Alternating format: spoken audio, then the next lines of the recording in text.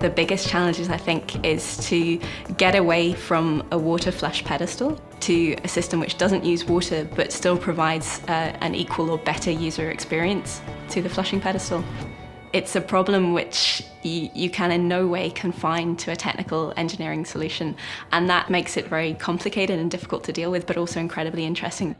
It starts with splitting the feces, the urine stream, and a soiled wash water stream. And the way that we're doing that is with a toilet pedestal that has a urine diversion section at the front, and then quite an innovative bowl system. So the action of closing the lid brings a bowl in underneath the bottom of the pedestal, which then diverts the flush water away. So essentially you're getting a three-way split.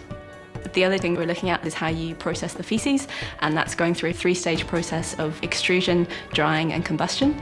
This is a project that says, okay, what could we do to actually rethink the basic premise behind the way we do sanitation? That is a total revolution in terms of the way things are done.